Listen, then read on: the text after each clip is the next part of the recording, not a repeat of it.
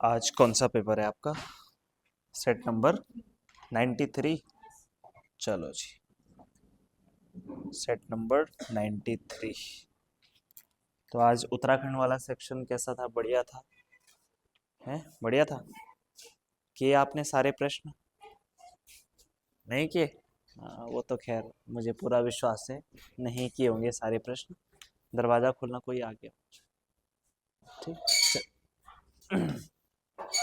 चलिए पहले प्रश्न पे आ जाओ। देखो, आज की क्लास का पहला प्रश्न है, टनकपुर की डॉक्टर पूजा तिवारी को किस राज्य में अंतर्राष्ट्रीय गार्गी अवार्ड से सम्मानित किया गया है? तो बताओ भाई, किस राज्य में किया गया है? तो हाल में ही ध्यान रखना कि जो टनकपुर की डॉक्टर पूजा तिवारी है, इनको जो है पंजाब में अंतर्राष्ट्रीय गार्गी अवार्ड से क्या किया गया है? सम्मानित किया गया है। ठीक है, पहला प्रश्न ये था।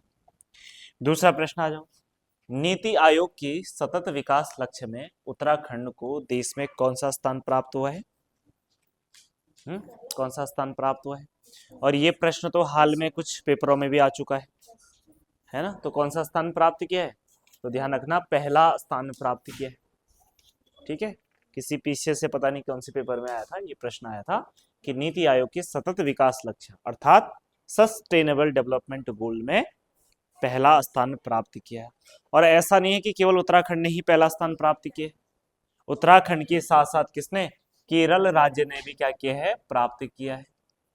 खास बात ये थी जब ये पेपर में आया था, तो इसके साथ साथ कि कितने पॉइंट्स मिले हैं वो पॉइंट्स भी दिया गया था। तो कई बार तो इसी में कंफ्यूजन हो गया था। ठीक है, तो ध्यान रखना, उत्तराखंड और केरल को संयुक्त रूप से 79 का स्कोर, ठीक है, मिला है और दोनों क्या आए? पूरे देश में प्रथम स्थान आए। अब मेन बात यह कि भाई सतत विकास लक्ष्य क्या होता है? सतत विकास लक्ष्य का मतलब जिसको हम एसडीजी इंडेक्स बोलते, क्या बोलते हैं? एसडीजी भी कहा जाता है, सस्टेनेबल डेवलपमेंट गोल। यानी कि भाई अगर हमें विकास कार्य करने हैं या कोई भी कार्य करना है, क्योंकि देखो चाहे सरकार कोई कार्य कर रही हो या सरकार किसी कंपनी के थ्रू कोई काम करवा रही हो, तो क्योंकि विकास तो जरूरी है ही है ना, क्योंकि बिना विकास के किसी भी देश की अच्छी स्थिति की परिकल्पना करना अपने आप में क्या है? थोड़ा दिक्कत वाली बात है। अब विकास तो जरूरी है, लेकिन कहीं ऐसा ना हो कि विकास के नाम पे चीजें और भी खराब, है ना? हम सड़कें बना रहे हैं, सड़कें बनाना क्या है? विकास है। सड़कों को चौड़ा करना क्या है? विकास है। रेलवे ट्रैक बिछाना क्या है? विकास है। लेकिन कहीं ऐसा तो नहीं है कि इस विकास के पीछे विनाश ही विनाश भी है ना? अब भाई रोड कटेंगी तो क्या होगा? पेड़ भी कटेंगे, बहुत सारी चीजें होंगी, पर्यावरण को भी नुकसान पहुंचेगा। तो हमें विकास करना है, विकास इस तरीके से होना चाहिए, यानी सस्टेनेबल होना चाहिए कि विकास भी हो और साथ में पर्यावरण का नुकसान भी ना हो। अगर हमें कहीं पे सड़क चौड़ी करनी है या कहीं पे क्या बनाना है, कोई भवन बनाना है, और अगर हम वहां पे पेड़ काट रहे हैं, तो पहले हम उसके बदले में क्या लगाएं? पहले पेड़ लगाएं, ताकि वो चीज क्या हो जाए? रिफिल हो जाए ना। ठीक है, वो उसको रिप्लेस कर जाए। तो इन चीजों के मामले में, चाहे शिक्षा के मामले में हो, चाहे हेल्थ के मामले में हो, चाहे विकास के मामले में, चाहे कोई भी हो, उद्योग के मामले में हो, तो हर चीज को क्या करना है? सस्टेनेबल तरीके से करना है। और इसी में उत्तराखंड ने भी क्या किया है? पहला स्थान प्राप्त किया है। ऐसे ही कुछ और इंडेक्स थे जैसे हमारे उत्तराखंड में। अगर मैं आपसे पूछूं कि पूरे भारत में जस्टिस रिपोर्ट में उत्तराखंड का कौन सा स्थान रहा है? जस्टिस रिपोर्ट में, जस्टिस रिपोर्ट में उत्तराखंड का कौन सा स्थान रहा है? 18वां रहा है या 16वां रहा है? 16वां स्थान रहा है हमारे उत्तराखंड में। हमारे उत्तराखंड का पूरे भारत में जो जस्टिस रिपोर्ट में 16वां स्थान रहा है। लेकिन अगर वहीं अगर बात करें खाद्य सुरक्षा सूचकांक, खाद्य सूचना, खाद्य सुरक्षा सूचकांक में अगर हम बात करें, ठीक है, तो इसमें हमारे उत्तराखंड ने कौन सा स्थान प्राप्त किया है? तो ये 18वां स्थान प्राप्त किया है। तो ये इंडेक्स भी आप साथ में क्या रखोगे? याद रखोगे। ठीक है, चलिए अगले प्रश्न में आ जाओ। नेक्स्ट क्वेश्चन है प्रश्न संख्या 23, और 23 की बात कर लेते हैं। तो देखो 23वां प्रश्न भी बड़ा इंपॉर्टेंट है, कई बार मैं बीच बीच में डालता रहता हूं ताकि आप भूले ना, है ना? भूलने से पहले सारी चीजें समान नागरिक संहिता से क्या रहे आपको याद रहे। और आपने देखा होगा हाल में समान नागरिक संहिता से प्रश्न भी आए हैं और आगे आने की भी पूरी संभावना है। ठीक है, चलो जी थोड़ा हम समान नागरिक संहिता का इतिहास देख लेते हैं। तो एक चीज तो आपने, है ना, पिछले 2 साल में लगातार समान नागरिक संहिता क्या रहा है, चर्चाओं का विषय रहा है। और हमारा उत्तराखंड देश में क्या बना है, पहला राज्य बना है स्वतंत्रता के बाद जिसने यूसीसी को क्या किया है, लागू किया है। अब ये यूसीसी बना कैसे, इसके लिए क्या क्या चीजें की गई। तो सबसे पहले जब भी कोई नियम कानून आता है तो उस पर धरातल पे उतारने के लिए पहले उसका क्या करना पड़ा, एक रफ तैयार करना पड़ता है ना। तो इसीलिए इसके लिए सबसे पहले एक एक्सपर्ट कमेटी बनाई गई। और ये एक्सपर्ट कमेटी कितने लोगों की थी, कितने लोगों की थी, 5 सदस्य एक्सपर्ट कमेटी बताई गई। और इस कमेटी का गठन कब किया गया, 27 मई 2022, 27 मई 2022 में जो है 5 सदस्य 5 सदस्य यूसीसी मसौदा समिति, 5 सदस्य यूसीसी मसौदा समिति, या आप कह सकते हैं यूसीसी ड्राफ्टिंग कमेटी। ठीक है, 22 मई 2022 में इस कमेटी की स्थापना की गई या इस कमेटी को गठित किया गया। और क्योंकि हर कमेटी को कोई ना कोई व्यक्ति लीड करता है, तो ध्यान रखना इसको लीड करने वाले कौन थे, तो यानी कि अध्यक्ष कौन थे, तो इसकी अध्यक्षा थी, उनका नाम था क्या, क्या था उनका नाम, रंजना देसाई। ठीक है, उनका नाम क्या था, हाँ रंजना देसाई, उनका नाम हो जाएगा रंजना देसाई हो जाएगा। तो एक सदस्य तो यही होगी, इसके अलावा 4 और सदस्य हैं, जैसे एक हाई कोर्ट की या एक जस्टिस हुए जिनका नाम क्या है, प्रमोद कोहली। प्रमोद कोहली भी इस समिति के क्या थे, अध्यक्ष थे, अध्यक्ष नहीं सदस्य थे। ठीक है, क्योंकि कानून की बात हो रही है तो भाई कम से कम 2 जज टाइप के व्यक्ति तो चाहिए। इसके अलावा एक ऐसा व्यक्ति भी चाहिए, ठीक है, जिसको लंबे समय का प्रशासनिक क्या हो, अनुभव हो। ठीक है, तो ऐसे व्यक्ति थे कौन, शत्रुघ्न सिंह हो जाएंगे। ठीक है, तो ये पूर्व प्रशासनिक अधिकारी हुए। इसके अलावा कोई ऐसा व्यक्ति भी चाहिए कि जो समाज को ऑब्जर्व कर रहा हो या सामाजिक कार्यकर्ता हो। ठीक है, तो उनका नाम क्या था, मनु गौड़। ठीक है, इसके अलावा एक ऐसा व्यक्ति भी चाहिए जो क्या हो, शिक्षाविद हो, है ना। तो ऐसे शिक्षाविद कौन है, सुरेखा डंगवाल, सुरेखा डंगवाल। क्योंकि जब इस तरीके से समन्वय होगा तो एक बेहतर रिजल्ट निकलेगा। ठीक है, तो सुरेखा डंगवाल क्या है, अभी हाल में ही कहा है, दून यूनिवर्सिटी की क्या है, कुलपति हैं, ये याद रखना। ठीक है, चलिए जी। मनु गौड़ क्या है, सामाजिक कार्यकर्ता। शत्रुघ्न सिंह क्या है, प्रशासनिक अधिकारी थे, पहले सचिव के पद पे रहे हैं। प्रमोद कोहली और रंजना देसाई तो आपकी क्या होगे, ये क्या होगे, जस्टिस यानी कि न्यायाधीश। ठीक है, तो इतनी बात आप क्या रखोगे, इसमें याद रखोगे। ठीक है, चलिए। इसके अलावा देखो 27 मई 2022 में इस मसौदा समिति का गठन किया गया। अब इस समिति का काम क्या है, समिति का काम यह है कि किस तरीके से उत्तराखंड में यूसीसी लागू हो सकता है, यूसीसी लागू करने में क्या क्या चुनौतियां आ सकती है, किस समाज को ऑब्जर्व करना है, कहां पे क्या दिक्कतें हैं, कैसे समाज को एक जैसा किया जा सकता है ना, यह समाज या इस यूसीसी में किसको छोड़ना है, किसको इंक्लूड करना है। तो ये सारा मसौदा कौन तैयार करेगा, यही करेगा। अब ध्यान रखना कि 2 फरवरी 2024 आते आते इसने अपनी रिपोर्ट तैयार कर दी। और जब अपनी रिपोर्ट तैयार कर देती कोई भी समिति, तो आपको पता है वो किसको सौंपती है, सरकार को सौंपती है ना, क्योंकि उसके बाद सरकारी अमल करेगी उस पर। तो 2 फरवरी 2024 को यूसीसी समिति ने अपनी रिपोर्ट किसे प्रस्तुत करी, सरकार को सौंपी। ठीक है, सरकार को सौंपी, रिपोर्ट किसे सौंपी, सरकार को सौंपी। 2 फरवरी 2024 को यूसीसी समिति ने अपनी रिपोर्ट सरकार को सौंप दी।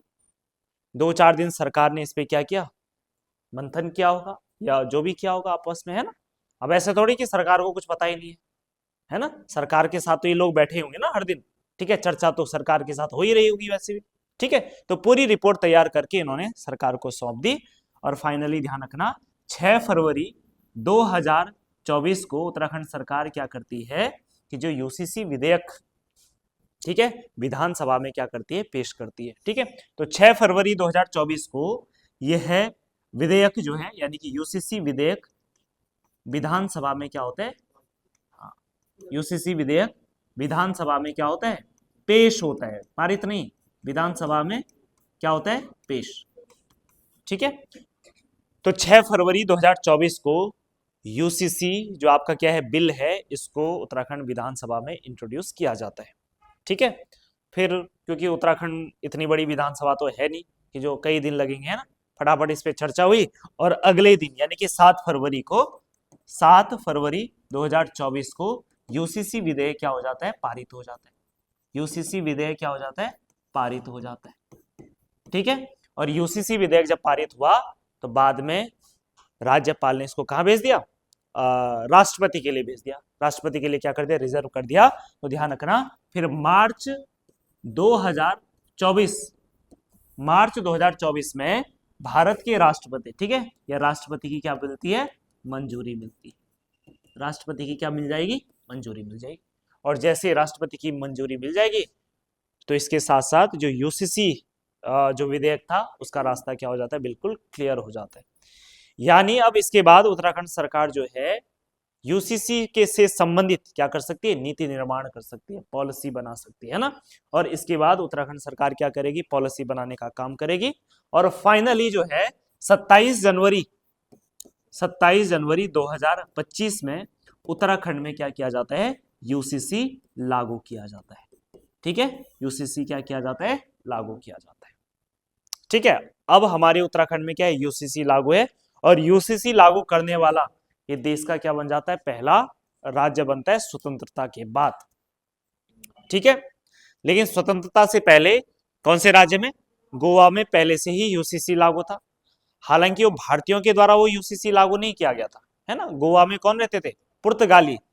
तो पुर्तगालियों के टाइम से ही वहां पे क्या था, यूसीसी चल रहा था। और उसके बाद गोवा ने जब गोवा नया राज्य बना, 19 का बना था, 86 में, 86 में बना था ना भारत, 74 में। हाँ, कब गए थे पुर्तगाली यहाँ से, 74 में। 61 में तो विमुक्त हो गया था। तो उसके बाद गोवा वालों ने कंटिन्यू रखा अपने यहाँ पे जो यूसीसी चल ही रहा था, है ना। और 86 में शायद पूर्ण राज्य बना, कुछ ऐसे था, है ना, ऐसा कुछ था। चलो जो भी है, खैर वो आप वहां देख लेना। ठीक है, तो स्वतंत्रता से पहले गोवा में थे, स्वतंत्रता के बाद पहली बार उत्तराखंड में लागू होता है। इसके अलावा ध्यान रखना, यूसीसी है क्या, तो यूसीसी जो है समाज में यानी कि उत्तराखंड में जितने भी समुदाय है ना, या आप कोई भी धर्म हो, हर धर्म में चाहे विवाह से संबंधित मामले हो, चाहे संपत्ति से मामले हो, चाहे तलाक से संबंधित मामले हो, या चाहे कोई और मामले हो, इन मामले में क्या होगी, इक्वालिटी होगी, एक जैसे होगी, है ना। पहले हिंदुओं का कुछ और चलता था, मुसलमानों का कुछ और चलता था, किसी और का कुछ और चलता था। तो अब इसमें क्या होगी, इक्वालिटी होगी, यूनिफॉर्मिटी होगी। ठीक है, लेकिन ध्यान रखना, इसमें एक वर्ग को क्या किया गया है, बाहर रखा गया।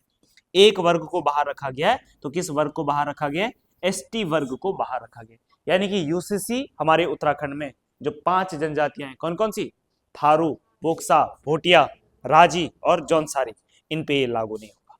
ठीक है, तो इतनी बात आपको क्या रखना है, ध्यान में रखना। तो कौन सा आंसर होगा, ये आपका सी वाला सही आंसर हो जाएगा, 27 जनवरी 2025 इज द राइट आंसर। अगले प्रश्न पे आ जाते हैं, और अगला प्रश्न है हमारे पास, निम्न में से कौन सा कथन सुमेलित नहीं है। कथन पहला है कि प्रधानमंत्री विश्वकर्मा योजना 17 सितंबर 2023 को शुरू की गई।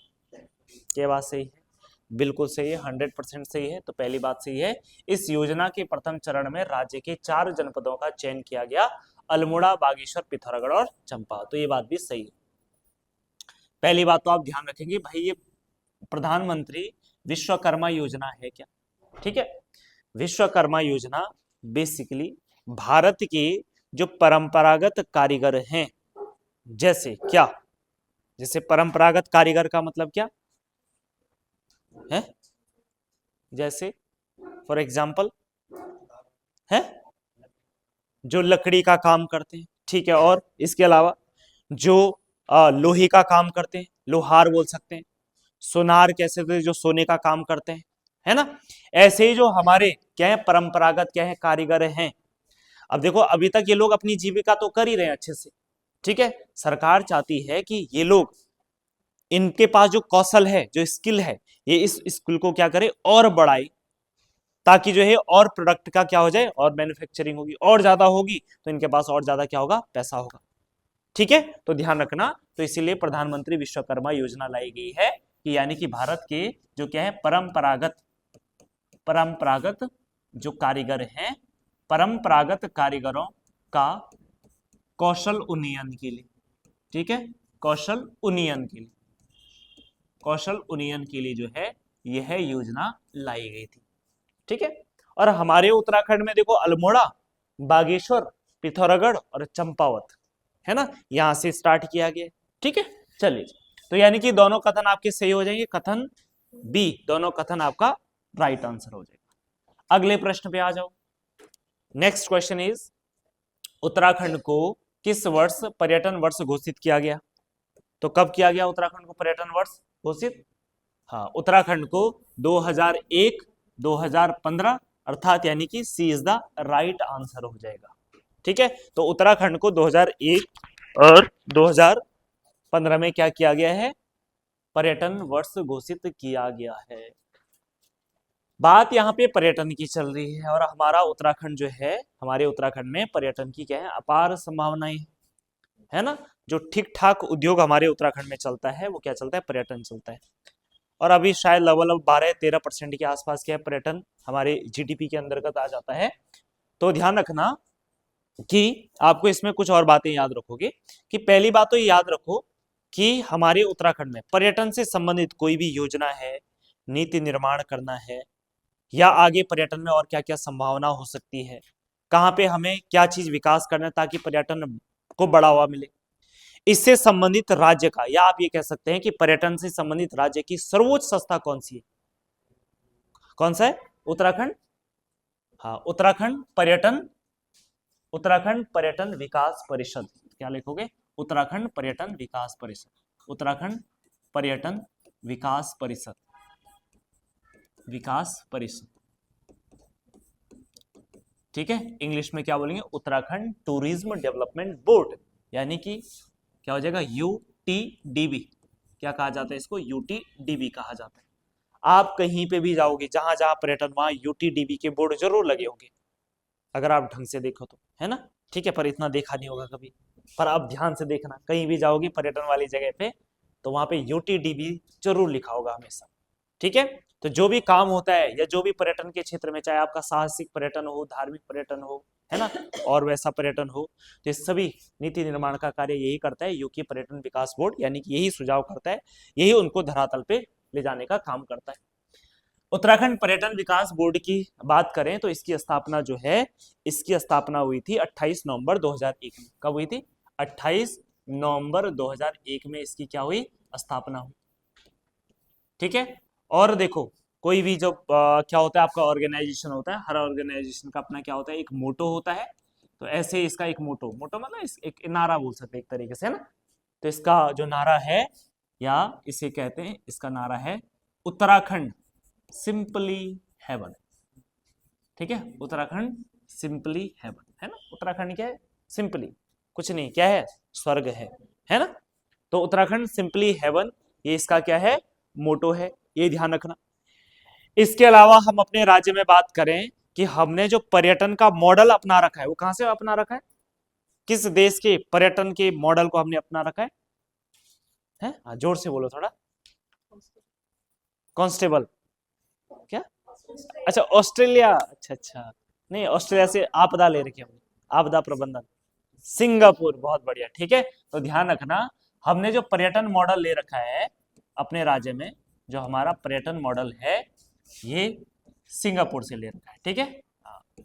ऐसे मत समझना बक्से में लाए हूं वहां से, ठीक है। मतलब जैसे सिंगापुर में है ना टूरिज्म का डेवलपमेंट हो रखा है, उसी थीम पे हम यहाँ भी क्या कर रहे हैं? काम कर रहे हैं, ठीक है। तो पर्यटन मॉडल आपका कहां से हो जाएगा? सिंगापुर से हो जाएगा। इसके अलावा ध्यान रखना कि हमारे राज्य में पर्यटन किस तरीके से होगा, क्या क्या उद्योग होना चाहिए, किस तरीके से पर्यटन चलना चाहिए, कैसे सुचारू रूप से चलना चाहिए। तो इसके लिए क्या बनाई जाती है? नीतियां बनाई जाती है समय समय पे, है ना। तो ध्यान रखना, सबसे पहले हमारे राज्य की जो पहली पर्यटन नीति आती है वो कब आती है? 2001 में, ठीक है। तो 2001 में हमारे राज्य की पहली पर्यटन नीति आती है 26 अप्रैल 2001, ठीक है। प्रथम पर्यटन नीति, राज्य की पहली पर्यटन नीति यानी कि टूरिज्म पॉलिसी हो जाएगी 2001 में। उसके बाद कब आती है?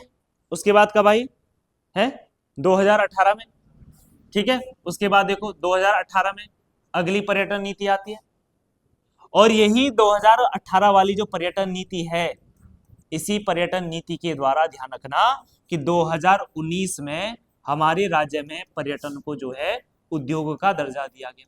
पर्यटन को उद्योग का दर्जा मिलता है। क्या दिया गया? उद्योग का दर्जा दिया गया। उद्योग का दर्जा दिया गया। 2019 में पर्यटन को क्या दिया गया? उद्योग का दर्जा दिया गया। ठीक है, चलिए जी। तो 2019 में क्या मिलता है? पर्यटन को उद्योग का दर्जा मिलता है।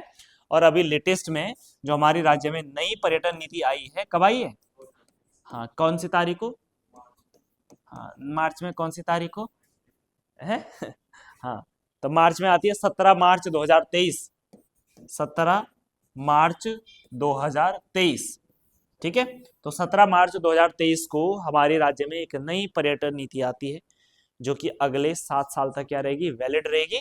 यानी कि 2030 तक क्या होगी? वैलिड। 2030 तक वैलिड। ठीक है, और पिछली बार हमने ये भी देखा था ना कि जो ये नई पर्यटन नीति है, इसमें हमने ये देखा था कि एक ऑप्शन आ रखा था कि विदेशी पर्यटकों की संख्या 10%। गलत है ना? है ना? तो कितना है विदेशी पर्यटक? कितना प्रतिशत का लक्ष्य रखा गया है? 10% तो गलत है। तो कितना रखा गया? 5%। ठीक है, विदेशी पर्यटकों का लक्ष्य रखा गया नई पर्यटन नीति में 5%। अगर आपसे ये पूछा जाए कि कितने लोगों को रोजगार से जोड़ने का लक्ष्य रखा गया, कितने लोगों को रोजगार से जोड़ने का लक्ष्य रखा गया इस नई पर्यटन नीति में 2030 तक, तो ये रखा गया 20 लाख लोगों को। कितना? 20 लाख जो स्थानीय लोग हैं, इनको जो है पर्यटन से जोड़ने का, ठीक है, क्या रखा गया है? लक्ष्य रखा गया है। क्लियर है इतनी बात? चलो जी, ठीक। तो ये पर्यटन से संबंधित हो जाएगा, तो आपका सी इज द राइट आंसर होगा। अगला प्रश्न आ जाओ। उत्तराखंड राज्य के संदर्भ में सही नहीं है। तो उत्तराखंड राज्य की संदर्भ में कौन सी बात सही नहीं है? जरा मुझे बताओ भाई कि ये दाल पोषित योजना कब आई? उत्तराखंड राज्य के संदर्भ में सही नहीं है। राष्ट्रीय खाद्य सुरक्षा कानून बताओ कब आया? राष्ट्रीय खाद्य सुरक्षा कानून आता है ये अक्टूबर 2015 में। ये भी आपका बिल्कुल ठीक है, कोई दिक्कत वाली बात नहीं है। स्वच्छ भारत मिशन का प्रारंभ 2 अक्टूबर 2014, है ना? किसने किया था? मोदी जी झाड़ू लेके आए थे ना, है ना?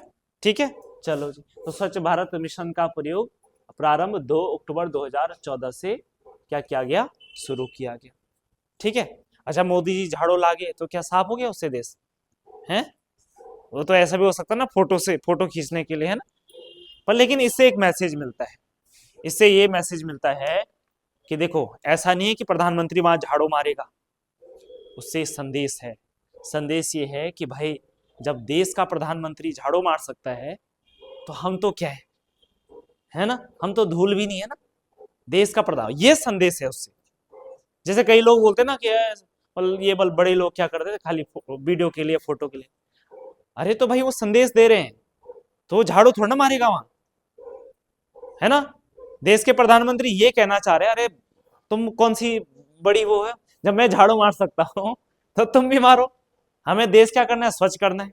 ठीक है, तो ये एक तरीके से क्या है? संदेश है। अब जैसे बीच में मालदीव ने वो किया था ना, हमारे साथ थोड़ा पंगा लिया था, याद हुआ आपको कि क्या किया था? कुछ हमारे अगेंस्ट कुछ बातें बोली थी।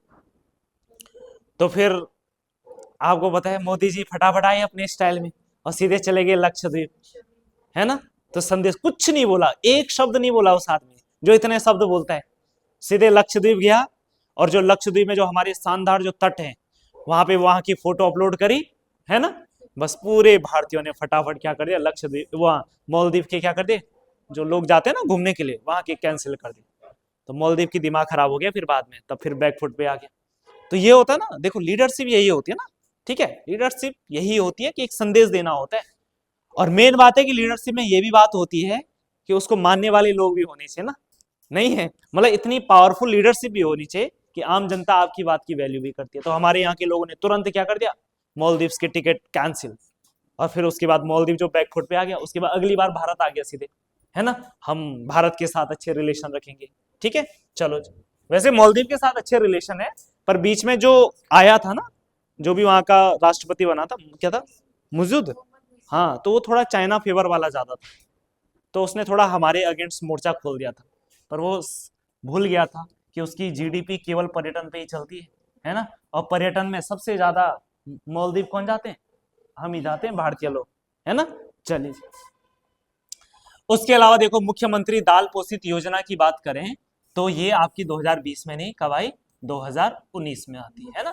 आपने देखा होगा जब भी आप राशन लेते हैं, अगर आप थोड़ा सा गरीब हैं, है ना, तब, है ना बहुत ज्यादा, थोड़ा ही चाहिए, ज्यादा नहीं चाहिए ना, थोड़ा, बाकी अगर ठीक ठाक स्थिति में है तभी राशन मिल रही है, इसलिए बोला मैं थोड़ा भी गरीब है।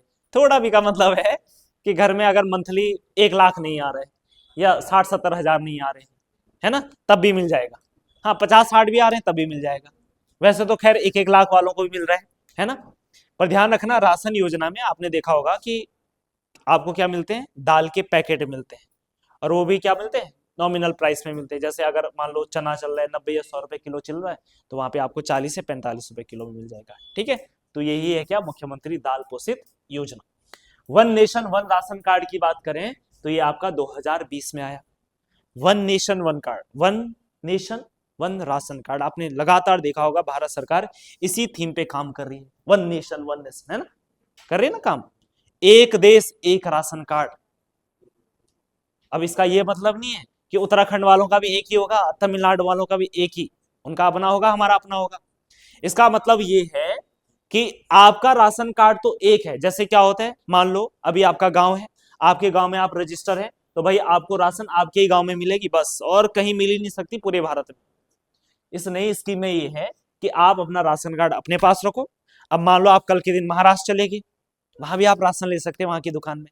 आप गुजरात चले गए, वहां भी ले सकते हैं। असम चले गए, वहां भी ले सकते हैं। तो अच्छी स्कीम है ना, ठीक है, तो वहां भी ले सकते हैं, कहीं भी ले सकते हैं।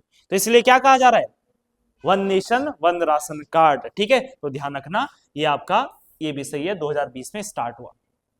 तो सी यहां पे क्या था, गलत है, तो सी आपका सही आंसर हो जाएगा। अगला प्रश्न आ जाओ। नेक्स्ट क्वेश्चन इज, हिमालय दिवस कब मनाया जाता है। हिमालय दिवस कब मनाया जाता है, 9 सितंबर को हिमालय दिवस मनाया जाता है। ठीक है, 9 सितंबर को क्या मनाया जाता है, हिमालय दिवस मनाया जाता है।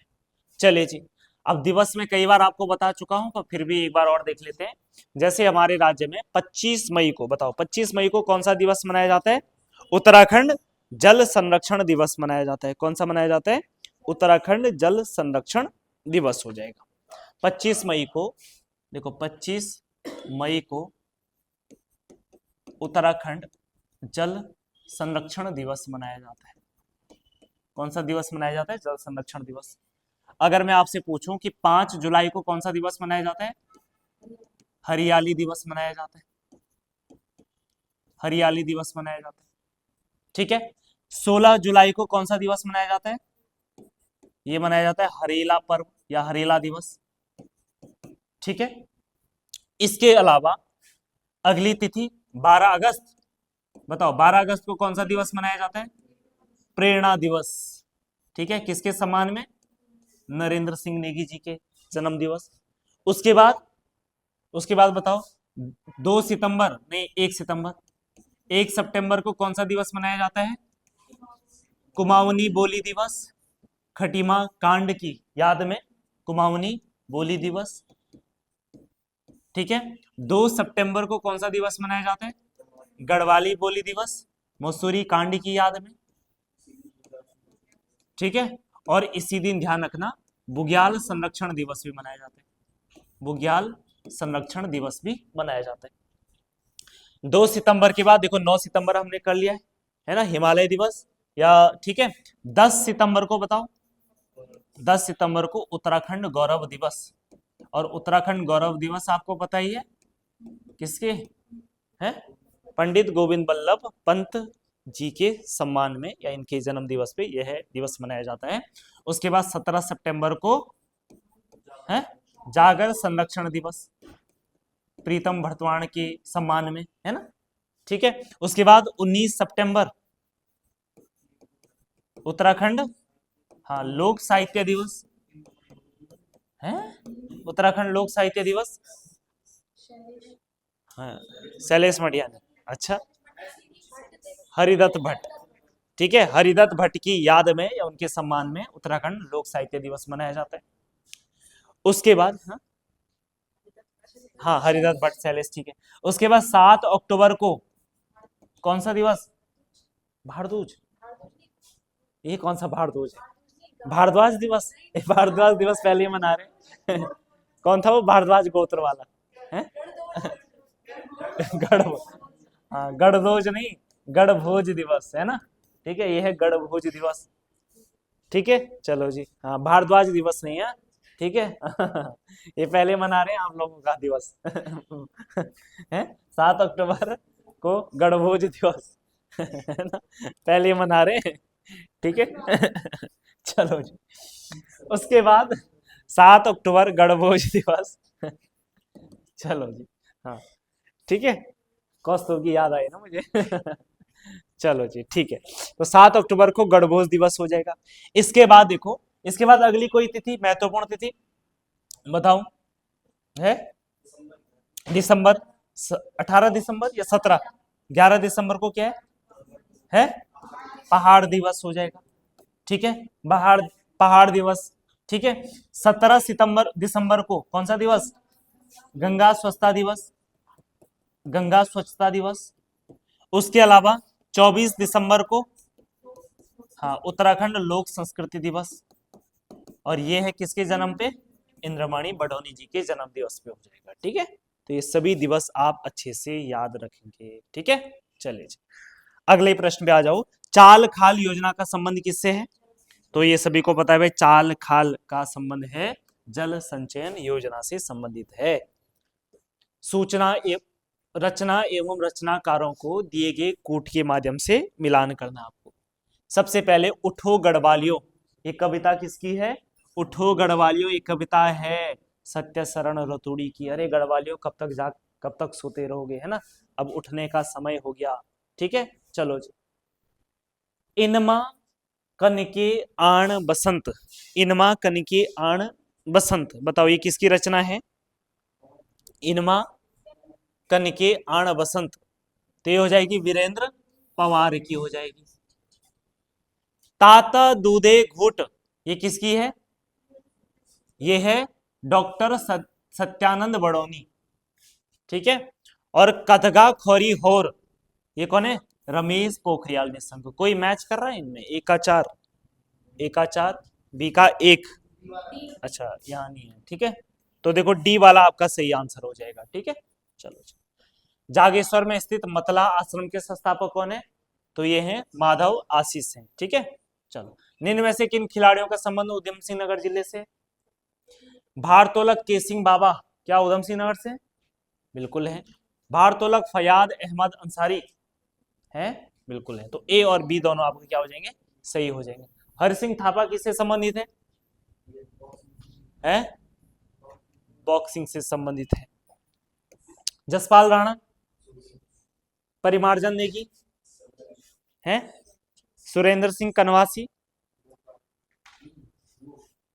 सुरेंद्र सिंह कंसवाल नहीं, कनवासी, हाँ, नौकायान, बहुत बढ़िया। ठीक है, हंसा मंदराल, भारतोलन हो जाएगा। ठीक है, इसके अलावा और भी हर कोई याद? ऋषभ पंत तो खैर सभी को बता। ऋषभ पंत किससे? ऋषभ पंत किससे? क्रिकेट से। स्नेहा राणा, स्नेहा राणा क्रिकेट से है। वंदना कटारिया हॉकी से हो जाएगा। ठीक है, चलो जी, तो फिलहाल आप ये याद रखोगे। निम्नलिखित में से कौन सा युग्म सुमेलित नहीं है? रानी खेत में गोरखा रेजिमेंट, क्या ठीक है? नहीं है ना। रानी खेत में कौन है? कुमाऊं रेजिमेंट, है ना, यानी कुमाऊं रेजिमेंट के जो सैनिक होते हैं ना, उन सैनिकों का जो प्रशिक्षण होता है वो यहाँ रानी खेत में होता है। ऐसे ही गढ़वाल राइफल या गढ़वाल रेजिमेंट के जो सैनिक सिपाही होते हैं, सिपाही हैं, अधिकारी नहीं, सिपाहियों की जो ट्रेनिंग होती है वो कहाँ होती है? लैंसडाउन में होती है। ठीक है, तो ये तो सही है। ठीक है, तो यहाँ पे गोरखा रेजिमेंट नहीं, कुमाऊं आ जाएगा, कुमाऊं रेजिमेंट आ जाएगा, कुमाऊं राइफल्स हो जाएगा। ठीक है, चंबा की बात करें तो क्या चंबा में गब्बर सिंह स्मृति स्मारक है? बिल्कुल सही है, इन्हीं की याद में मेला भी लगता वहां पे। कितने तारीख को? 21 या 23? 21 अप्रैल या 23 अप्रैल, ऑनलाइन वाले कमेंट करेंगे 21 या 23 अप्रैल। हाँ बताओ। हाँ चलो, देहरादून 21 या 23 दोनों में बताओ आप लोग, ठीक है। देहरादून भारतीय सैन्य अकादमी। अब भारतीय सैन्य अकादमी में किसकी ट्रेनिंग होती है? हाँ है ऑफिस की,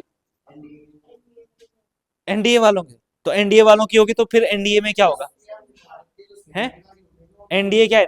नेशनल डिफेंस एकेडमी, ये खड़गवासला में, महाराष्ट्र में, वहां होती है एनडीए वालों की ट्रेनिंग।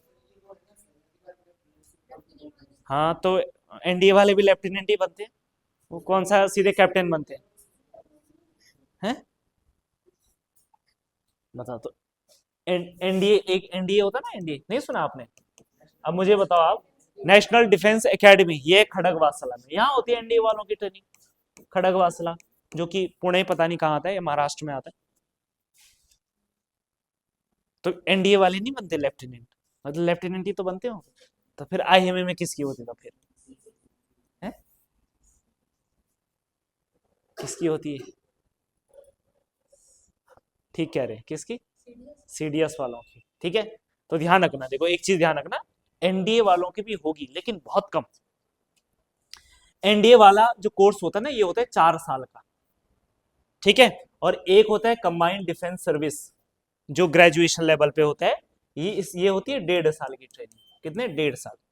ग्रेजुएट वाले तो डायरेक्ट सीधे आईएमए ही जाते हैं, लेकिन जो एनडीए वाले होते हैं 12वीं लेवल, तो उनको पहले ग्रेजुएशन भी करना होता है। तो उनकी ग्रेजुएशन कहाँ होती है? एनडीए। 3 साल तक मिलिट्री जो ट्रेनिंग दी जाती है उनको कहाँ दी जाती है? खड़गवासला में दी जाती है। लेकिन लास्ट में जो लास्ट वाला साल होता है तब आते हैं वो देहरादून आईएमए में, वहां उनके अंदर लीडरशिप क्वालिटी क्या की जाती है? डेवलप की जाती है आईएमए में, ठीक है। तो एनडीए वाले 3 साल कहाँ? एनडीए में, 1 साल आईएमए में। लेकिन जो सीडीएस निकालेगा, यानी कि जो ग्रेजुएट लेवल पे आएगा, वो सीधे कहाँ जाएगा? हाँ, उसकी तो 1.5 साल की होगी बस, या 1.5 या 2 साल की होगी, लेकिन एनडीए वाले की 4 साल। क्योंकि नया लड़का भी है ना, 12वीं पास किया, अभी छोटा बच्चा है अभी, तो उसको थोड़ा एक बार के लिए क्या स्कूल कॉलेज वाला माहौल भी देंगे ना। हाँ ठीक है, पर ऐसा मत सोचना कि वहाँ स्कूल कॉलेज ऐसे डीएवी वाला कॉलेज होगा, ऐसे नहीं, वो ट्रेनिंग कॉलेज समझ सकते हैं आप, है ना। हाँ मतलब डिफेंस वाला कॉलेज, ठीक है। और ध्यान रखना, बाद में ना असली बड़े पदों पे भी एनडीए वाले, ये वाले नहीं बनते, सीडीएस वाले, क्योंकि उनके अंदर सोचो 17 साल से जो वहां होगा, तो जो ज्यादा बड़ी वहां होंगे वही लोग जाएंगे ना, ठीक है। चलो जी, उनके अंदर ज्यादा विल पावर हो जाती है। चलो जी, इतनी बात ठीक है। तो कौन सा वाला गलत हुआ यहाँ? रानीखेत वाला गलत हुआ है ना। अगला प्रश्न, नेक्स्ट। कुमाऊं रेजिमेंट के सैनिक शैतान सिंह को किस वर्ष परमवीर चक्र सम्मान दिया गया? तो शैतान सिंह देखो, जब चाइना वॉर चल रही थी, चाइना वॉर में इनकी बड़ी इंपॉर्टेंट भूमिका थी, इसलिए इनको हाईएस्ट मिलिट्री अवार्ड से सम्मानित किया गया 1962 ईस्वी में। अच्छा ये बताओ, पहले परमवीर चक्र पाने वाले पहले व्यक्ति? सोमनाथ शर्मा, ठीक है। और दूसरा वाला कौन सा था? महावीर वाला? हाँ बताओ, महावीर वाला बताया है, 2-3 बार बता दिया है। ऑनलाइन वाले बताएंगे, ऑनलाइन वाले कमेंट करके बताएंगे। बाकी दीवान दुवान याद आ रहा कुछ? है ना, आ रहा है कुछ? है ना। और अशोक, अशोक बताओ क्या याद कर रहे हैं, जब पहला वाला पिछली क्लास में बताया। हाँ अब नहीं बताऊंगा, हर क्लास में नहीं। दुनिया की चौथी सबसे ऊंची चोटी लासे का सफल आरोहण करने वाले उत्तराखंड की प्रथम महिला कौन है? बताओ, उत्तराखंड की पहली महिला। हम्म, कौन है? शीतल राज। बताओ रे, उत्तराखंड की पहली महिला बताओ। क्या कह रहे हो? शीतल राज कह रहे हो? शीतल राज कह रहे हो आप? हैं? हाँ। तो इतना मतलब डर डर की क्यों बोले? शीतल राज ही ठीक है ना, शीतल राज। और शीतल राज कहाँ की है? कहाँ की है? हाँ कहीं ना कहीं की तो है ना, पिथौरागढ़ की, ठीक है। कहाँ की है? पिथौरागढ़ की। तो शीतल राज है, पिथौरागढ़ की है। ध्यान रखना शीतल राज के बारे में, एक और चीज याद रखना, इन्होंने सबसे कम उम्र में क्या? आगे हाँ, सबसे कम लाइन ही मिलानी केवल ना सबसे कम उम्र में, है ना, सबसे कम उम्र में, ठीक है, माउंट कंचनजंगा, ठीक है।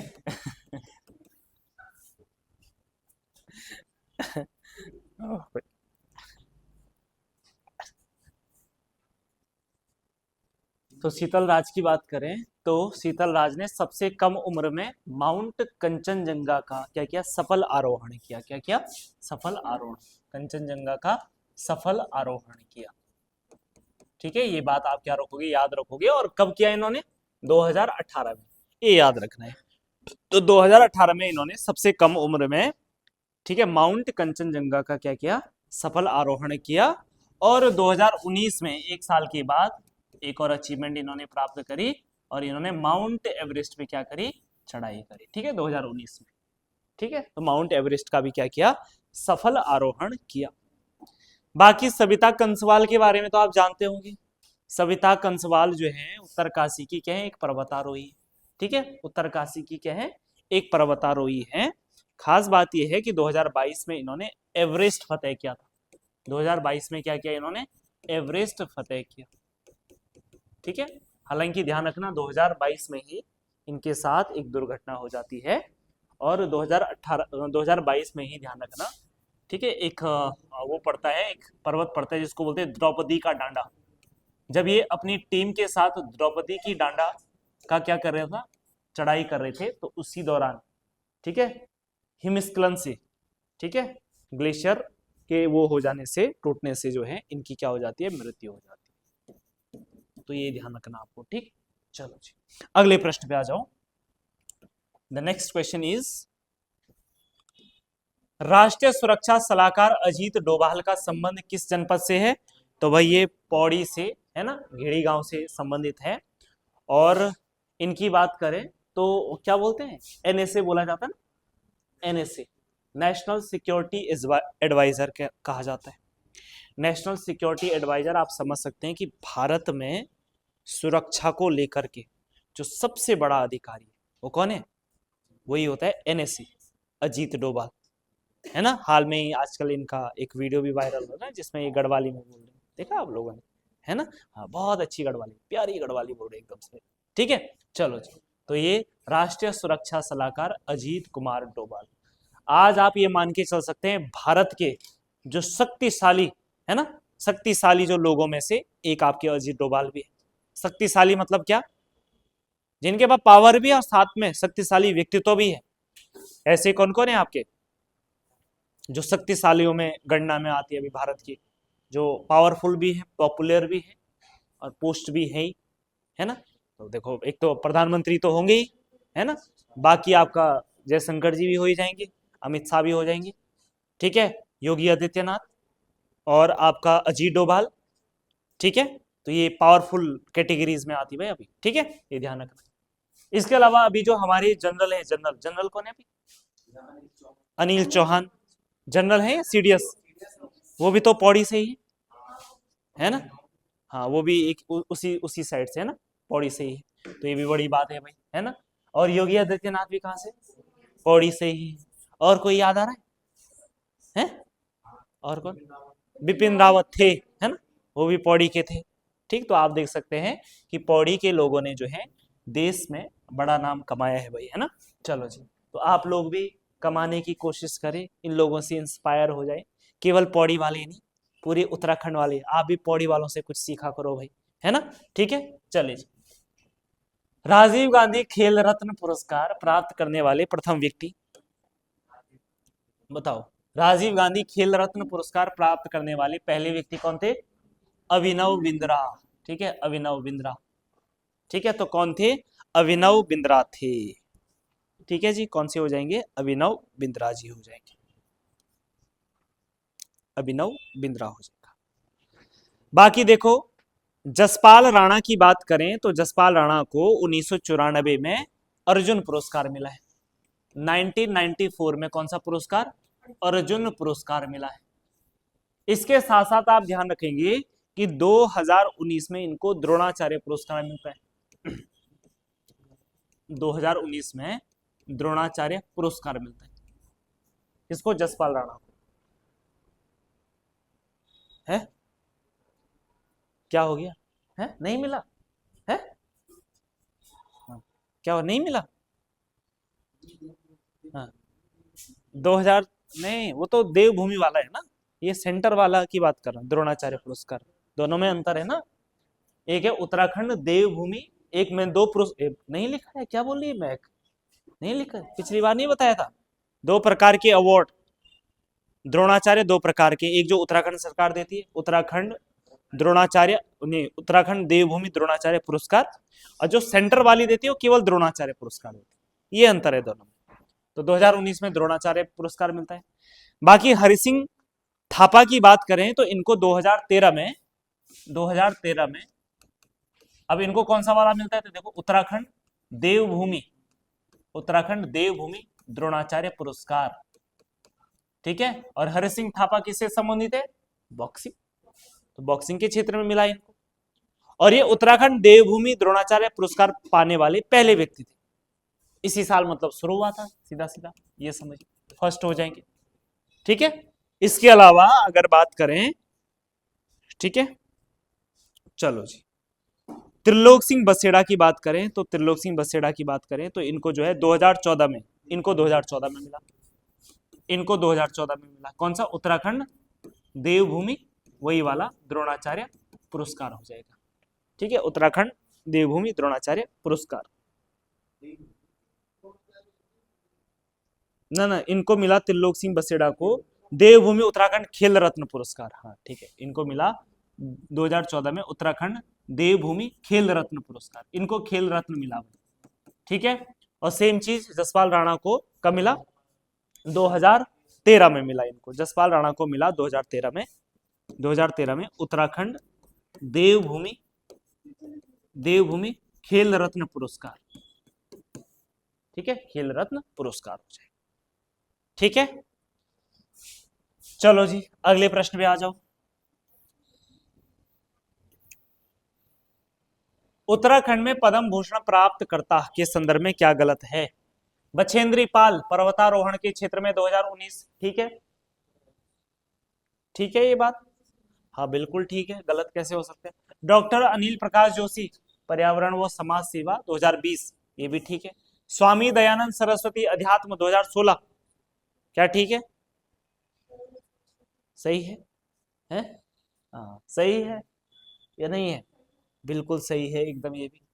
स्वामी सत्यमित्रानंद प्रशासनिक क्षेत्र, थोड़ा वैसे भी लगाते ना दिमाग, स्वामी स्वामी आ गया ना थोड़ा, अगर जैसे होता ना मेरे को प्रश्न सही करना ही करना है या मुझे सॉल्व करना ही करना है ना, तो उस स्थिति में लगाया जा सकता था कि स्वामी, हाँ स्वामी आ रहा है तो यार ये प्रशासन से तो नहीं होगा जुड़ा हुआ, है ना, ठीक है। स्वामी टाइप का व्यक्ति या तो होगा, नेता होगा, या नेता हो सकता है, या फिर अध्यात्मी हो सकता है ना, तो मतलब एक ज्यादा पॉसिबिलिटी 90% पॉसिबिलिटी, ठीक है, तो यानी कि डी वाला जो है आपका सही हो जाएगा।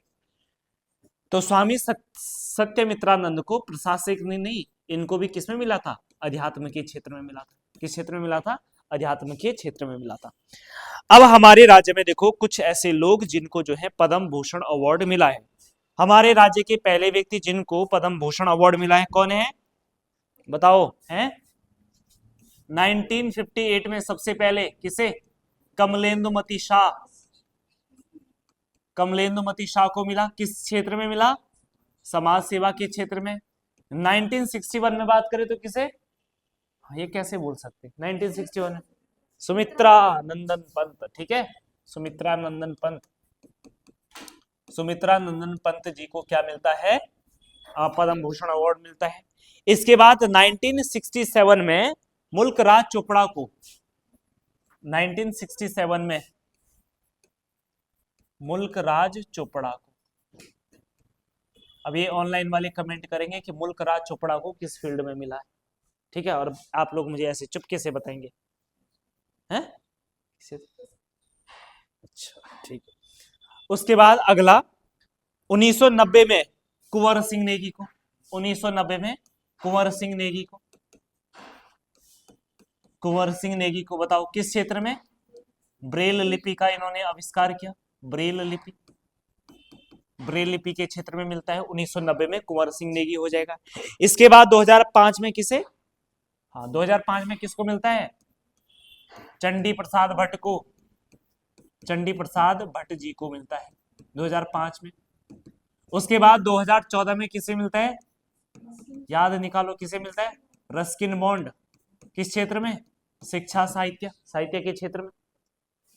फिर उसके बाद 2015 में, ध्यान रखना 2015 में किसको मिलता है, 2015 में, 2015 बताओ, 2015 में मिलता है खड़ग सिंह बालदिया। पढ़ा था कहीं खड़ग सिंह के बारे में, कौन से थे, हाँ भूविज्ञान, भूवैज्ञानिक थे, जियोलॉजिस्ट, जो कि कहां से बिलोंग रखते थे, जो कि कहां से बिलोंग रखते थे, पिथौरागढ़। 1866 में लासा का क्या किया था, सर्वेक्षण किया था, याद है कुछ, तिब्बत में। ठीक है, चलो जी, तो 2015 में खड़ग सिंह बालदिया हो जाएंगे।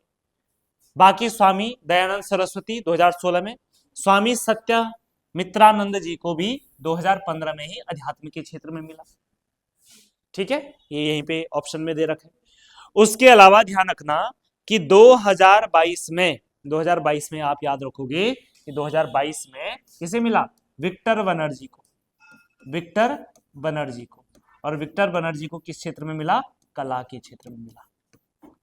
ठीक है, तो ये 11-12 लोग हैं जिनको अभी तक हमारे राज्य में क्या मिला है, पद्म भूषण अवार्ड मिला है। एक व्यक्ति को अभी तक भारत रत्न, 4 व्यक्तियों को क्या मिला है, पद्म विभूषण। 4 या 5, 6, अच्छा आपने दो बढ़ा दिए, हाँ 4 ना, 4 ही तो है। ठीक है, 4 पद्म विभूषण और 12 आपकी क्या है, पद्म भूषण। फिर भी एक बार काउंटिंग कर लेना आप। ठीक है, चलो अगला प्रश्न आ जाओ। हाँ अगला प्रश्न, हाँ, कोई कुछ कह रहा, ठीक है। राष्ट्रीय पादप एवं जैविकी अनुसंधान ब्यूरो भुआली कहाँ है, कहां पर है, हाँ भुआली नहीं देता तो एक बार के लिए कंफ्यूज हो जाते ना। ठीक, चलो बी, निम्न में सुमेलित नहीं है, फॉरेस्ट ट्रेनिंग स्कूल क्या हल्द्वानी में है, बिल्कुल है, फॉरेस्ट गार्डों की ट्रेनिंग वहीं होती है हल्द्वानी में, है ना, उत्तराखंड फॉरेस्ट ट्रेनिंग एकेडमी। ठीक है, हल्द्वानी। हिल्ट्रॉन अल्मोड़ा में कहाँ है, ऑनलाइन वाले कमेंट करेंगे कहाँ है, तो ये तो गलत है भाई, बी वाला। मलेरिया एवं शोध उन्मूलन, मलेरिया एवं शोध उन्मूलन, ठीक है, कहां पर है, भुआली, ये भी ठीक है। राष्ट्रीय शीत जल मत्स्यिकी अनुसंधान केंद्र, ये भी आपका भीमताल में हो जाएगा, ये भी आपका ठीक हो जाएगा। अगला प्रश्न आ जाओ। कौन सा कथन नारायण दत्त तिवारी के संदर्भ में सही नहीं है, देखो राजनीति विज्ञान में एमए व एलएलबी इलाहाबाद विश्वविद्यालय से किया, ये बात ठीक लगती है, ठीक नजर आती है ना, राजनीति से जुड़ा है तो एमए ही क्या होगा, इन्होंने राजनीति विज्ञान से, है ना, ठीक है, ज्यादातर संभावना है ना। इनका जन्म 1924 में अल्मोड़ा जिले में हुआ, लेकिन ये बात थोड़ा सा गलत नजर आती हुई प्रतीत होती है ना, उन्हें तो कुछ होता ही नहीं, ठीक है। तो इनका जन्म जो है 1924 तो ठीक है, लेकिन इनका जन्म कहाँ पे हुआ, नैनीताल में, अल्मोड़ा में नहीं। नैनीताल में एक गांव पड़ता है ब्यूलोटी, क्या था वो, ब्यूटी, हाँ ब्यूलोटी गांव, कौन सा गांव है, ब्यूलोटी गांव है वो, ठीक है, हाँ कौन सा गांव है, ब्यूटी, ब्यूटी या ब्यूलोटी, बिलोटी हो गया, ब देखो ब ल य टी, क्या पढ़ेंगे इसको, बल्यूटी, बल्यूटी गांव, ब्ल्यूटी, हाँ ठीक है, पढ़ लेना आप जो भी है ना, ठीक है। अगस्त 2007 से कुछ समय के लिए आंध्र प्रदेश के राज्यपाल रहे, ये बात भी बिल्कुल ठीक है, गलत तो ये वाली बात होगी। और 1976 में पहली बार उत्तर प्रदेश के मुख्यमंत्री बनते हैं, ये बात भी बिल्कुल सही है। हालांकि ध्यान रखना, ये उत्तर प्रदेश के प्रधानमंत्री नहीं, मुख्यमंत्री, हाँ प्रधानमंत्री नहीं मुख्यमंत्री 3 बार बनते हैं, उत्तर प्रदेश के 3 बार बने।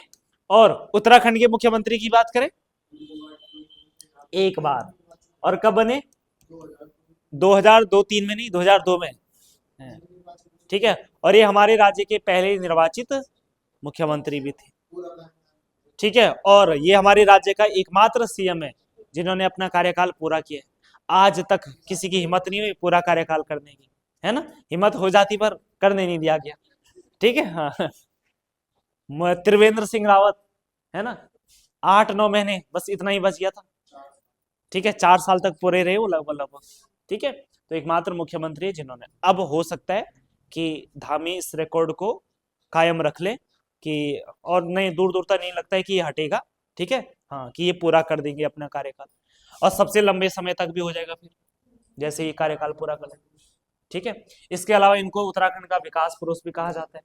क्या कहा जाता है? विकास पुरुष। इन्होंने उत्तराखंड में खूब सारे जो आपके क्या है औद्योगिक क्षेत्र है, ठीक है, ये भी बसाए थे। अगला प्रश्न,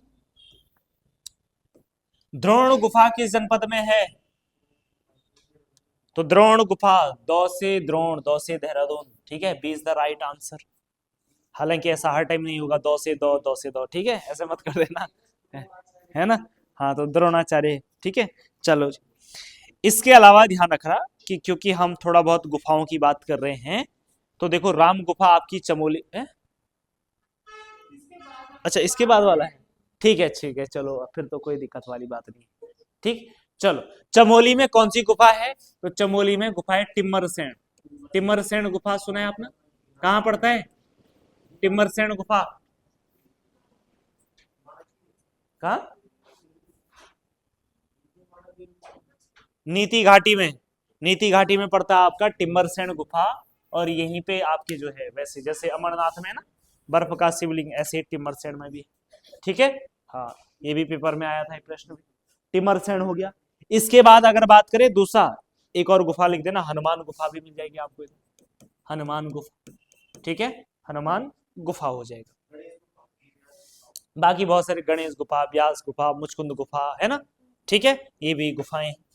अगला प्रश्न देखो, कौन सा सुमेलित नहीं है? राम गुफा चमोली में है, ये बात ठीक है। शंकर गुफा रुद्रप्रयाग में है, ये बात बिल्कुल गलत है, क्योंकि यहाँ नहीं, ये कहाँ है? पौड़ी में या टिहरी में? टिहरी में है। शंकर गुफा कहाँ है? टिहरी में। वशिष्ठ गुफा भी आपकी कहां पर है? टिहरी में ही है। और भी लिखना है तो और भी लिख सकते हैं। विश्वनाथ गुफा, ये भी आपको इधर ही मिल जाएगी, ठीक है। इसके अलावा गर्भ जोन गुफा, गर्भ जोन गुफा, ये भी आपको कहां पे मिल जाएगी? टिहरी गढ़वाल में मिल जाएगी। बाकी श्रृंगी गुफा आपकी कहां पर है? उत्तरकाशी में, ठीक। तो ये वाला आपका गलत था। अगला प्रश्न, दुग्धताल तथा ताराकुंड किस जनपद में स्थित है? तो भाई ये तो कई बार मैं बता चुका हूं आपको, पौड़ी में दुग्धताल और ताराकुंड, ये दोनों जो ताल हैं ये आपको कहां पे मिल जाएंगे? तो ये मिल जाएंगे आपके पौड़ी में मिल जाएंगे। इसके अलावा पौड़ी में और कुंडों की बात करें तो कौन सा कुंड है? हाथी कुंड। कौन सा कुंड है? हाथी कुंड है। देहरादून में बताओ कौन कौन से कुंड है? कौन से कुंड है? गौतम कुंड है, गौतम कुंड है देहरादून में, गौतम कुंड है। इसके अलावा एक और कुंड है चंदबाड़ी, चंदबाड़ी कुंड, ठीक है। इसके अलावा कांसरो, कांसरो कुंड, तो ये आपके देहरादून में हो जाएंगे। पिथौरागढ़ के कुंड तो मैं कई बार बता चुका हूं, जैसे एक कुंड है तप्त कुंड और एक है मदन कोट कुंड। ये दोनों जो है पिथौरागढ़ में कैसे कुंड है? गर्म कुंड। पहले हाँ पहले देखो, ये गर्म कुंड है। कैसे कुंड है? गर्म कुंड है। इसके अलावा बहुत सारे कुंड है, थामरी कुंड है, ठीक है, महेश्वरी कुंड है, ठीक है, घमोरी ताल है, तो ये भी ध्यान रखना आप, ठीक। चलो जी, सूर्य कुंड है, तो ये भी कहां पर है? पिथौरागढ़ में हो जाएंगे। चलो जी, बाकी बागेश्वर में बताओ, बागेश्वर में सूरज कुंड, अग्नि कुंड, ठीक है, सूरज कुंड हो जाएगा, अग्नि कुंड हो जाएगा, और एक और देवी कुंड, तो ये आपके कहां पे हो जाएंगे? बागेश्वर में हो जाएंगे। नेक्स्ट, हाड़ी प्रपात या हाड़ी फॉल कहां पर है? तो ये कहां पे हो जाएगा? देहरादून मसूरी वाले इलाके में हो जाएंगे। देहरादून मसूरी वाले इलाके में आपको कई सारे फॉल मिल जाएंगे, जैसे एक है मासी फॉल। कौन से? मासी फॉल या मौसी फॉल, मासी फॉल। इसके अलावा कौन सा है? द्विगु फॉल। कौन सा फॉल है? द्विगु फॉल, ये भी आपका मसूरी में मिल जाएगा। इसके अलावा और भट्टा फॉल, भट्टा फॉल, ठीक है। इसके अलावा झड़ी पानी, झड़ी पानी फॉल हो जाएगा। इसके अलावा मसूरी में ही, मसूरी के पास में ही कैंपटी फॉल पड़ता है, लेकिन ये ध्यान रखना है टिहरी गढ़वाल वाले क्षेत्र में पड़ता है। इसके अलावा देहरादून की बात करें तो शिखर फॉल हो जाएगा। इसके अलावा देहरादून में ही बात करें तो टाइगर फॉल हो जाएगा, ठीक है। तो ये प्रमुख क्या हो जाएंगे? आपके जलप्रपात हो जाएंगे। नैनीताल में बात करें तो नैनीताल में कौन कौन से हैं भाई? नैनीताल में वुडलैंड, वुडलैंड, भालूगाड़, ठीक है। वहीं अगर बागेश्वर में बात करें तो बागेश्वर में है रुद्रधारी और भिटाऊ। रुद्रधारी वो कौन सा हो जाएगा? भिटाऊ हो जाएगा। तो ये ध्यान रखोगे आप। क्लियर इतनी बात? ठीक है, नहीं है? ठीक, ठीक है ना। उत्तरकाशी में बताओ, खराड़ी, खेड़ी, संकधारा, मंदाकिनी। पिथौरागढ़ में गराऊं, गुरना, जौराथी, भेलछड़ा, ठीक है, भुरमुनी, है ना, मुंशारी, बिरथी, खोल देना मुंशारी, ठीक है। चलो जी, इसके बाद अगले प्रश्न की बात करें, और अगला प्रश्न हमारे पास 45वां प्रश्न है, 45, क्वेश्चन नंबर 45। और 45 की बात करें तो 45 में देखो, नीचे दिए गए पंच प्रयागों को संबंधित संगम के साथ आपको क्या करना है? मिलान करना है। तो संगम वाला प्रश्न है, हालांकि आसान है पर कई बार इसमें भी कंफ्यूजन हो जाता है। सबसे पहले विष्णु प्रयाग की बात करें तो विष्णु प्रयाग आपका अलकनंदा कहीं है, अलकनंदा और पश्चिमी धौलीगंगा, तो एक आ दो हो जाएगा। वैसे एक ही जगह मिल रहा था, खत्म हो गया था। वैसे नंद प्रयाग जो है आपका अलकनंदा और नंदाकिनी नदी, कर्ण प्रयाग अलकनंदा और पिंडर हो जाएगा, रुद्र प्रयाग अलकनंदा मंदाकिनी हो जाएगा, और देव प्रयाग आपका अलकनंदा भागीरथी हो जाएगा। ठीक है, तो ए इज द, कौन सा था? हाँ, ए इज द राइट आंसर हो जाएगा। नेक्स्ट क्वेश्चन है, अगला प्रश्न है, और अगला प्रश्न है जी, उनका कुछ काम है इधर है, नहीं है तो फिर कुंडा ही मार दो। हाँ, नहीं तो आवाज आ रही है ना। चलिए, निम्न में से कौन सी नदियां दूधातोली श्रृंखला से निकलती है? बताओ भाई, दूधातोली श्रृंखला से कौन सी नदी निकलती है? पश्चिमी व पूर्वी नयार निकलती है, पश्चिमी रामगंगा, बुनो, आटागाड़, यानी कि सभी की सभी आपकी क्या है? सही है। लेकिन एक चीज ध्यान रखोगे, पूर्वी नयार की लंबाई बताओ जरा, पूर्वी नयार की लंबाई है? ये सावन बताएगा, उधर ही बहती है 48। इतनी छोटी नदी रखी है तुम लोगों ने, है? क्या कितनी है? 109 किलोमीटर। पूर्वी नयार है 109 किलोमीटर और पश्चिमी नयार है 78 किलोमीटर। ठीक है, वहीं अगर पश्चिमी रामगंगा की बात करें तो पश्चिमी रामगंगा की लंबाई कितनी है? 155 किलोमीटर। ये याद रखना, बाकी इनकी जरूरत नहीं है। ठीक है, इतना इंपॉर्टेंट है अभी। तो पश्चिमी की 78, पूरी नयार की 109 और पश्चिमी रामगंगा की आपकी 155 किलोमीटर क्या हो जाएगी? इनकी लंबाई हो जाएगी। ठीक है, इसके अलावा देखो, क्योंकि बात नदियों की चल रही है और कई बार जो है नदियों की लंबाई को लेकर के सीक्वेंस आ जाता है ना, तो मुझे ये बताओ, सबसे पहले क्रम में देख लेते हैं। सबसे लंबी नदी बताओ कौन सी? काली नदी, लंबाई 252 किलोमीटर। दूसरे नंबर पे भगीरथी, कितने किलोमीटर? 205 किलोमीटर। तीसरे नंबर पे बताओ है अलकनंदा,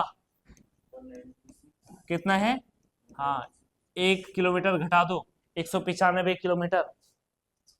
उसके बाद चौथे नंबर पे कोसी, कोसी की कितनी है? 168। उसके बाद नेक्स्ट रामगंगा, पश्चिमी रामगंगा, कौन सी वाली? पश्चिमी वाली, जो पौड़ी में बहती, कितनी है? 155 किलोमीटर अभी बताया। उसके बाद बताओ नेक्स्ट है टोन्स, खा लोगे? टोन्स, टोन्स की लंबाई कितनी है? 148। उसके बाद किसकी है? किसकी है? यमुना की। इसके बाद किसकी है? हाँ, यमुना की है। किसकी है? सरयू की होगी ना। यमुना की कैसी हो जाएगी? सरयू की 146 किलोमीटर। उसके बाद कौन सी आ जाएगी? यमुना आ जाएगी। यमुना की कितनी है? 136 किलोमीटर। उसके बाद किसकी आएगी? भिलंगना, और भिलंगना की कितनी है? 110 किलोमीटर। और उसके बाद आ जाएगी आपकी कौन सी? पूर्वी नयार। ठीक है, तो ये आप क्या रखोगे? ये क्रम याद रखना, कम से कम 10, इन 10-12 नदियों का क्रम तो याद रख ही लेना। ठीक है, नदियों की लंबाई आपको क्या होनी चाहिए? याद होनी चाहिए भाई। ठीक, अच्छा प्रश्न। बन सकता है यहाँ से। उत्तराखंड में किस संस्थान का संबंध रेन्यूएबल एनर्जी से है? तो ये तो उरेडा है, Uttarakhand renewable energy development board, जिसकी स्थापना जो है कब होती है? जुलाई 2021 में, 21 नहीं 2001 में हुई। जुलाई 2001 में इसकी क्या होती है? एक ही थी या दो? हाँ 2001 ही है। जुलाई 2001 में इसकी क्या होती है? स्थापना होती है। ठीक है। और टीएसडीसी की स्थापना कब हुई? हाँ तो इसकी हुई 12 जुलाई 1988 में। और टीएसडीसी को काम कब दिया गया? हाँ कब? फरवरी 1989 को टिहरी डैम वाला काम इस दिन दिया गया था। अगला प्रश्न, नाबार्ड की स्थापना बताओ। 12 जुलाई 1982 किस समिति की सिफारिश पे? शिवरमन समिति की सिफारिश पे। कब हुआ था इसका गठन? 1979 में हुआ था। ठीक है। हाँ और हेडक्वार्टर कहाँ है? मुंबई में। निम्नलिखित में से कौन सा सुमेलित नहीं है? भालू बांध क्या रानीखेत में है? क्या रानीखेत में है? बिल्कुल है, सही बात है। कालागढ़ बांध पौड़ी में, ये भी ठीक है। कोटेश्वर बांध रुद्रप्रयाग में, नहीं गलत हो जाएगा। कोटेश्वर बांध नहीं है रुद्रप्रयाग में, रुद्रप्रयाग में कोटेश्वर मंदिर है। ठीक है, जो क्या है एक तरीके से गुफा मंदिर भी है, तो ये वाली बात गलत हो जाएगी। गौरी डैम आपका चंपावत में हो जाएगी, कोई दिक्कत वाली बात। इसके अलावा एक और बांध लिखना, छतरा बांध। ठीक है, छतरा बांध एक बांध ये है। छतरा बांध कौन सी नदी पर है? तो ये टोंस नदी पर है। ऐसे ही एक और बांध लिखना, विक्टोरिया बांध। कहां पर है? विक्टोरिया है, अल्मोड़ा में नहीं, भीमताल में। ठीक है, भीमताल में हो जाएगा, नैनीताल हो जाएगा। जमरानी बांध ये भी नैनीताल में, कौन सी नदी पर? कौन सी नदी पे हो जाएगा? गौला नदी रे, नंदौर कहां से आ जाएगी?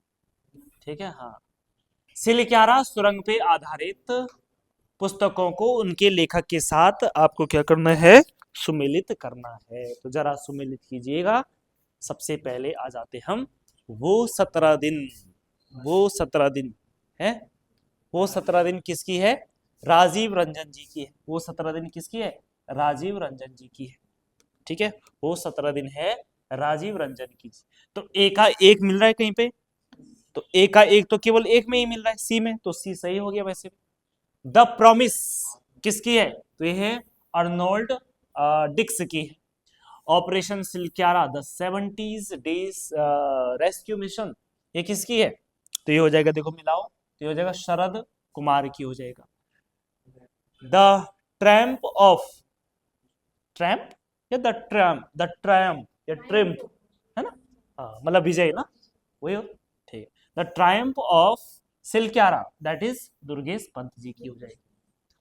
ठीक है, तो यानी कि आपका सी वाला देखो ये क्यों है, क्या हो गया है? तो शब्द मैंने अंग्रेजी क्या बोले, हंसने लगे है ना? अच्छा अच्छा ठीक है, उससे पहले जब मैंने दैट इज बोला। अच्छा अच्छा ठीक है, चलो जी। अब इसके बाद देखो नेक्स्ट, उसके बाद सिलक्यारा सुरंग के बारे में जरा बात कर लेते हैं, क्योंकि इंपॉर्टेंट है। और ध्यान रखना, सिलक्यारा सुरंग जो है, बताओ सबसे पहले किस हाईवे पे है? हैं? किस हाईवे पे है? हाँ यमुनोत्री हाईवे पे है, और 134 है यमुनोत्री हाईवे। ठीक है, और ध्यान रखना जो सिलक्यारा सुरंग है, यह सुरंग जो है किसको जोड़ने का काम कर रही है? तो ये सिलक्यारा और किसको? बड़कोट को आपस में जोड़ने का कार्य है। ठीक है, इस सुरंग की लंबाई की बात करें तो लंबाई इसकी है 4.5321 कुछ ऐसे है। 4 हाँ कितना? 4.531 किलोमीटर। हाँ 531 किलोमीटर इस सुरंग की क्या है? लंबाई। सुरंग की निर्माण कार्य जो शुरू हुआ था, निर्माण कार्य शुरू हुआ था कब? 2018 में। ठीक है, कब हुआ था? 2018 में निर्माण कार्य शुरू हुआ था। ठीक, इसके अलावा अगर बात करें तो आपको पता है 2023 है ना, नवंबर 2023 में यहाँ पे एक बड़ी घटना होती है। सुरंग का एक पार्ट धंसने के कारण यहाँ पे कितने मजदूर, कितने लेबर थे यहाँ पे? 41 मजदूर जो हैं 17 दिन तक सुरंग के अंदर फंसे रहे थे, है ना? कितने? तो नवंबर 2023 में ये घटना होती है। ठीक है, सुरंग में जो है या सुअर में, सुअर की सुअर नहीं सुंगर अरे यार ठीक है, सुरंग के धंसने के कारण यहाँ पे ठीक है 41 मजदूर जो है क्या हो गए थे, फंस गए थे। कितने दिनों तक? 17 दिन तक। ठीक है, 41 मजदूर यहाँ फंस गए थे। इतनी बात याद रखो। फिर बाद में आपको पता है एक बहुत बड़ा ऑपरेशन चला। ठीक है, कौन सा ऑपरेशन था? ऑपरेशन जिंदगी या ऑपरेशन सिलक्यारा, है ना। यही ऑपरेशन चला। और ध्यान रखना ऑस्ट्रेलिया के एक सुरंग विशेषज्ञ हैं जिनका नाम क्या है, ये अर्नोल्ड डिक्स। तो ध्यान रखना इनको ऑस्ट्रेलिया से बुलाया गया था, है ना। और अपने आप में एक बहुत बड़ी सफलता भी थी भाई, ये बहुत बड़ी सफलता थी सुरंग से वापस लोगों को वापस निकालना, है ना। ठीक है, चलिए जी, तो अर्नोल्ड डिक्स जो है इनको बुलाया गया था। तो इस बात का भी आप क्या रखोगे, अच्छे से ध्यान में रखोगे। ठीक, इसके अलावा देखो जो यह हादसा हुआ क्यों हुआ उसकी जांच करने के लिए, या कौन से दोषी हैं इसकी जांच करने के लिए जो है एक समिति बैठाई गई। और उस समिति का मतलब समिति क्या, सिलक्यारा सुरंग जांच समिति। ठीक है, सिलक्यारा सुरंग जांच समिति। और इस जांच समिति के जो अध्यक्ष बनाए गए, अध्यक्ष कौन थे? हाँ, कौन से सरकार थे? डॉक्टर शांतनु सरकार। ठीक है, डॉक्टर शांतनु सरकार, शांतनु सरकार हो जाएगा, डॉक्टर शांतनु सरकार हो जाएगा। क्लियर है इतनी बात? चलो जी, तो इतनी बात देखो आपको सिलक्यारा से क्या रखना है, ध्यान में रखना है। ठीक है, देखो प्रश्न है पेपर वाला, एग्जामिनर कहीं से भी कोई भी प्रश्न डाल सकते हैं, तो आपको अपने सारे हथियार तैयार रखने हैं ना। ठीक है, और ये हथियार कहीं ना कहीं आपका ये प्रैक्टिस सेशन तैयार कर रहा है, क्योंकि क्लास में जो पढ़ रहे हैं तो आप एक पर्टिकुलर चीज पढ़ रहे हैं, हर दिन नहीं हो सकता ना। अब देखो इसमें ज्योग्राफी भी आ गई, हिस्ट्री भी आ गई, पॉलिटी भी आ गई, संस्कृति भी आ गया, कुछ ना कुछ आ ही रहा है ना। तो कहीं ना कहीं क्या हो रहा है, बार बार रिविजन हो रहा है। एनडीआरएफ की तर्ज पे राज्य में एसडीआरएफ का गठन कब हुआ? तो बताओ। जब केदारनाथ आपदा आई थी, हमारे राज्य की एक बहुत बड़ी त्रासदी थी, बहुत बड़ी आपदा थी। तो पहली बार ये महसूस किया गया कि जैसे केंद्र में एनडीआरएफ है, उसी तर्ज में राज्य में भी क्या होनी चाहिए, एक आपदा क्या होना चाहिए, बल होना चाहिए, फोर्स होनी चाहिए। इसीलिए ध्यान रखना 9 अक्टूबर 2013 को जो है एसडीआरएफ का क्या किया गया, गठन किया गया, स्टेट डिजास्टर रिलीफ फोर्स, है ना, राज्य संकट मोचन आपदा बल, कुछ ऐसे बोलते हैं ना इसको। ठीक है, ध्यान रखना। ऐसे ही पूरे देश में या देश के लिए जो बनी है उसका नाम क्या है, NDRF, national disaster relief force, जिसका गठन जो है कब हुआ? हाँ, 19 जनवरी 2006 में इसकी स्थापना। देखो एनडीआरएफ की स्थापना कब हुई? 19 जनवरी 2006 में इसकी क्या होती है, एनडीआरएफ की स्थापना होती है। ठीक है, एनडीआरएफ की क्या होती है, स्थापना होती है। इसके अलावा ध्यान रखना हमारे देश में जो है आपदा प्रबंधन अधिनियम आया था। देश का आपदा प्रबंधन अधिनियम कब आया? हाँ, आपदा प्रबंधन अधिनियम, तो ये आता है 2005 में। ठीक है, आपदा प्रबंधन अधिनियम कब आता है?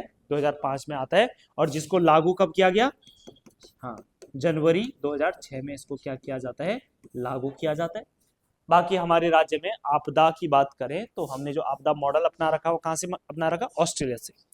वहीं की तर्ज पे हमने एक आपदा मंत्रालय भी बनाया है ना। ठीक है, और आपदा मंत्रालय को लीड करने के लिए एक आपदा मंत्री भी रखा है। ठीक है, तो ये भी ध्यान रखना। अगला प्रश्न, ऊंचाई के अनुसार 1% का मिलान कीजिए भाई, जरा करो अच्छे से मिलान करो। सबसे पहले अगर बात करें 0 से 500 मीटर की ऊंचाई की बात करें तो 0 से 500 मीटर की ऊंचाई 11.63% हो जाएगा, यानी इतने वन है। 1000 से 2000 मीटर की ऊंचाई की बात करें तो ये 41.25% हो जाएगा। ठीक है, उसके बाद एक और रेंज याद रखना, 500 से लेकर के और आपका कहां तक हो जाएगा, कहां तक? 1000 मीटर तक। यहाँ पे जो वन है वो कितने लगभग 16% वन है ना। 16 पॉइंट में भी है पर कहाँ पॉइंट में याद रख पाओगे, है ना। 2% 16.2% हो जाएगा। उसके बाद 1000 से 2000 41 हो जाएगा। 2000 से 3000 कितना हो जाएगा? 23.60% हो जाएगा। उसके बाद एक और रेंज छूट रही है ना, 3000 से लेकर के 4000 मीटर की ऊंचाई की बात करें तो यहाँ पे आपको लगभग मिल जाता है 7% के आसपास, है ना। इसमें 7% के आसपास मिल जाएगा। और 4000 मीटर से ऊपर तो आपका 0.053 हो जाएगा। तो कौन सा सही हो रहा है? ए का 4 है कहीं, ए का 4 ए है, फिर बी का 3, बस बी ऑप्शन आपका क्या हो जाएगा, राइट आंसर हो जाएगा। अगला प्रश्न, किस आंदोलन के तहत विवाह के अवसर पर वर वधु वृक्षारोपण करते हैं?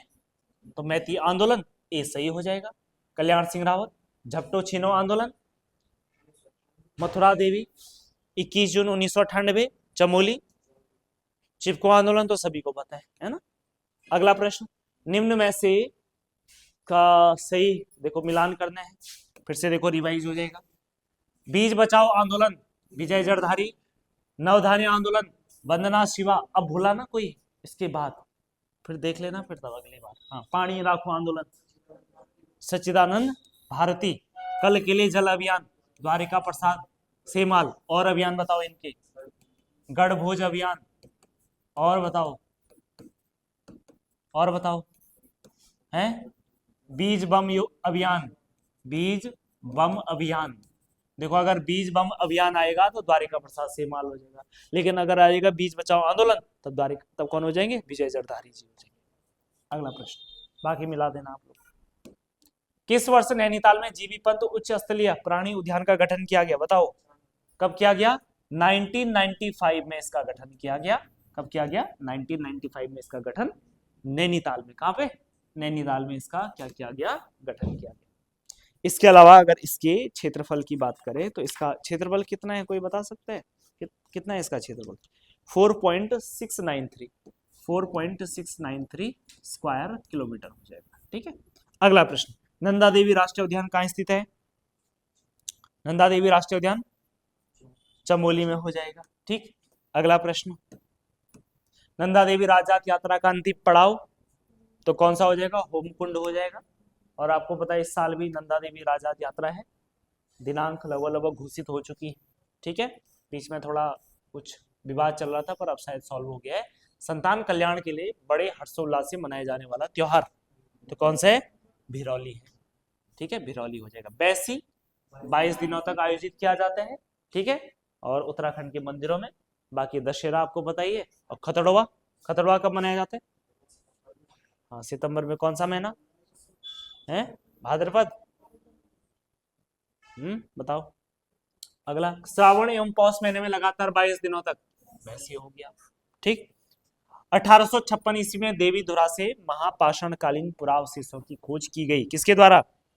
हेनवुड के द्वारा। इसलिए ध्यान रखना, हेनवुड को उत्तराखंड में पुरातात्विक का जनक भी कहा जाता है। ठीक है, अगला प्रश्न, हरिद्वार के बहदराबाद में पाषाणकालीन अवशेषों की खोज 1953 में किसके द्वारा? यज्ञदत्त शर्मा के द्वारा की गई। तो देखो ये सेट नंबर 93 का क्या था? सॉल्यूशन था। बार बार देखो चीजों को पढ़िए, रिवाइज करिए, उससे चीजें अपने आप क्या होती रहेंगी, इंप्रूव होती रहेंगी। चलिए जी, मिलते हैं अगली क्लास में, तब तक के लिए नमस्कार, धन्यवाद।